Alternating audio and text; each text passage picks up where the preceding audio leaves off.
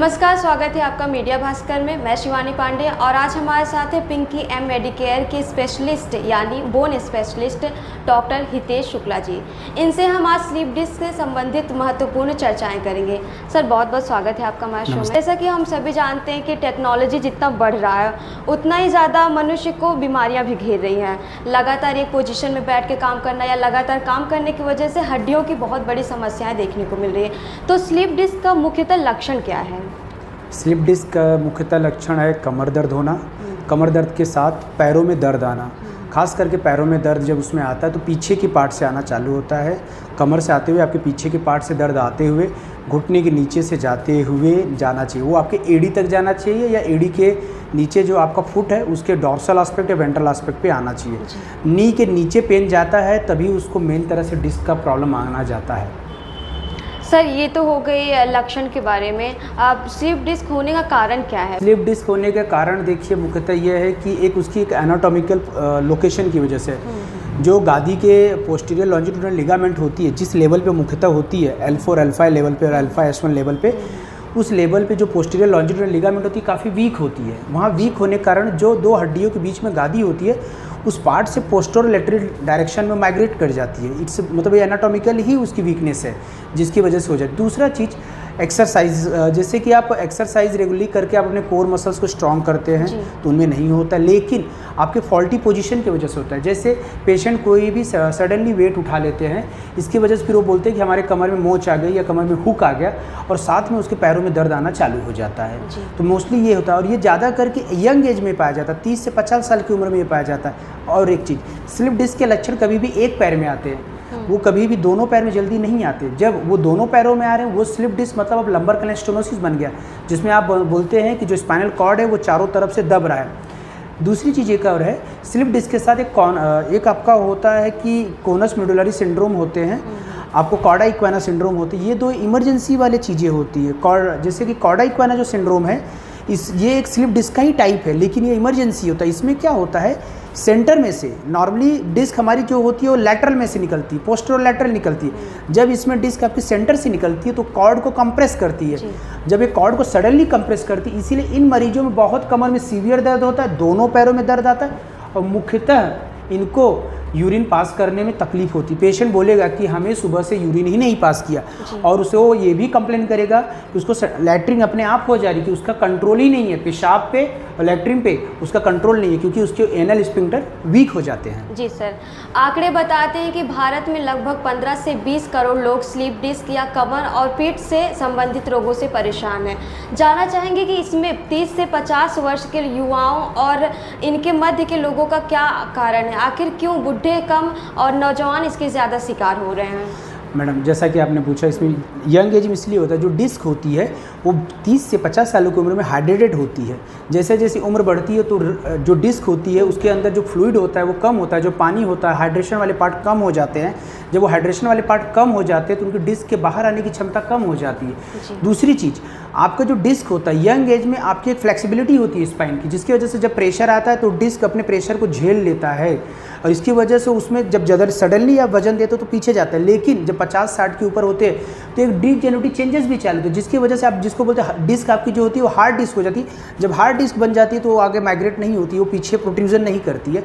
Mainly ये इसीलिए young age का प्रॉब्लम है, 30 से 50 साल। तो क्या ये महिलाओं में ज़्यादा देखने को मिलती है? यस मैडम, बिकॉज क्योंकि महिलाओं में इसलिए ज़्यादा देखने को मिलती है कि बिकॉज जो फीमेल पेशेंट होती हैं उनमें जो पेल्विस की पोजीशन होती है वो टिल्टेड होती है, एंटीवर्टर टिल्टेड होती है, एक चीज़।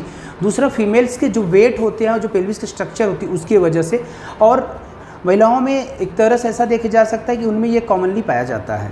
कहा जाता है कि एक ही पोजीशन पे लगातार काम करना, सोने का सही तरीका ना अपनाना या फिर वजन चीज़ ज़्यादा उठाना या अपने माइंड को और फिजिकली अपने शरीर को ज़्यादा प्रेशर देना स्लीप डिस्क का कारण बन सकता है। तो सर, क्या ऐसे में आप कुछ उपाय बताएंगे कि किस प्रकार से सोना चाहिए या काम करने का कोई ऐसा तरीका जो स्लीप डिस्क जैसी बीमारी से बचाव करा सके? मैडम, आज के लाइफस्टाइल में सबसे बड़ी चीज़ पॉस्चर। हमें जब हम किसी भी चीज़ के लिए जो भी स्पाइन की चीज़ें हैं, आपका पॉस्चर बहुत इंपॉर्टेंट होता है। चाहे अपने घर के चेयर लीजिए, चाहे अपने कार की आप पोजीशन लीजिए बैठने की, आपकी चेयर बहुत स्ट्रेट होनी चाहिए। सबसे पहली चीज़ होती है कि इसमें आप एकदम स्ट्रेट बैठे, हमें एकदम स्ट्रेट तन के बैठना चाहिए, जिससे होता है आपका बॉडी वेट एक पोजीशन में जाए। दूसरी चीज़, हम फॉल्टी टेक्निक से हम जैसे वजन उठा रहे हैं, कोई घर का हैवी काम कर रहे हैं, हम क्या करते हैं अपने नी को और हिप को स्ट्रेट रख के वजन उठाते हैं, जो कि एक गलत पद्धति है। आप कभी भी वजन उठा रहे हैं तो पैरों और हिप को मोड़ के उठाइए, तो उससे आपका स्पाइन का बैलेंस बना रहेगा। दूसरी चीज़ें होती है जैसे आजकल के रोड्स की वजह से भी होती है, जब आपकी रोड्स अच्छी नहीं होती या जो जर्की मूवमेंट होती है उसकी वजह से भी स्लिप डिस्क होता है। और ये एक मेनली रीज़न है कि यंग एज में जो देखते हैं, जो बाइकर्स होते हैं, जो बाइक चलाते हैं 10 साल 15 साल से, वो हमेशा कंप्लेन करते हैं कमर में दर्द बना रहता है। एक्चुअली वो डिस्क के डैमेज की वजह से होता है, उसमें एंड प्लेट डैमेज होने लगता है, जो डिस्क के नीचे की लेयर होती है उसमें डैमेज होता है। आप उसमें एक्सरे करोगे तो आपको नॉर्मल मिलता है, जब MRI करते हो सिर्फ ये मिलता है कि डीजेनरेटिव चेंजेस हो रहे हैं या आपके डिस्क के चेंजेस आ रहे हैं, उसकी वजह से पेन हो रहा है। मैडम सर, तो क्या इसका एकमात्र इलाज ऑपरेशन है या दवाई से भी इसको सही किया जा सकता है? मैडम आपके इन्फॉर्मेशन के लिए, डिस्क जो स्लिप डिस्क है उसमें 2 तरह होते हैं, एक होता है एक्यूट, एक होता है क्रोनिक। जब कोई बीमारी 6 हफ्ते से ज़्यादा चले उसको क्रोनिक बोलते हैं। एक्यूट डिस्क को ऑपरेट करने की ज़रूरत नहीं होती, चाहे उसकी साइज़ कितनी भी बड़ी हो। एक्यूट डिस्क को आपको ऑपरेट नहीं करना है, पेशेंट को बेड रेस्ट देना है, पेशेंट को कंजर्वेटिव आपको ट्रीटमेंट देना है, जिसमें आप डिपेंडिंग ऑन द सीवियरिटी आपको सॉल्यूमेड्रॉल या बाकी जो भी इंजेक्शंस होते हैं, मल्टीविटामिन, गाबापेंटिन या प्रीगाबालिन आप दीजिए।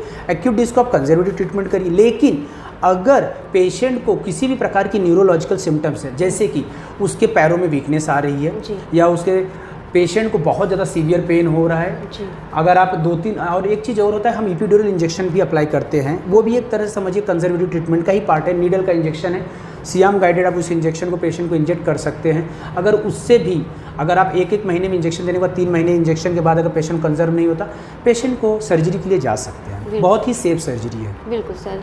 तो सर, इसके पूरे ट्रीटमेंट में या फिर पूरे इलाज में कितना वक्त लगता होगा? मैडम देखिए, सबसे बड़ी चीज़ होती है अवेयरनेस होना। पेशेंट क्या होता है कि उनको पहले अवेयरनेस होना चाहिए कि चीज़ें हैं क्या। अगर उनको बीमारी के लक्षण पता चल जाए, उनको बीमारी के बारे में पता चल जाए, तो ये जो इलाज होता है मैडम, मान के चलिए ऑपरेशन के बाद आपको 6 हफ्ते तक लगते हैं। 6 हफ्ते बाद पेशेंट अपने रूटीनली काम करने लगता है। डॉक्टर साहब ने बताया कि 6 हफ्ते के अंदर कोई भी पेशेंट स्लिप डिस्क की समस्या से निजात पा सकता है। आमतौर पर लोगों को लगता है कि कैल्शियम की कमी से हड्डियों में समस्याएं आ रही, हड्डियां कमज़ोर हो रही। तो आज हम डॉक्टर साहब से ये भी जानेंगे कि आखिर हमें कौन से कैल्शियम का इस्तेमाल करना है, कौन सी विटामिन हमारे हड्डियों को मजबूत करने के लिए लाभदायक होती हैं।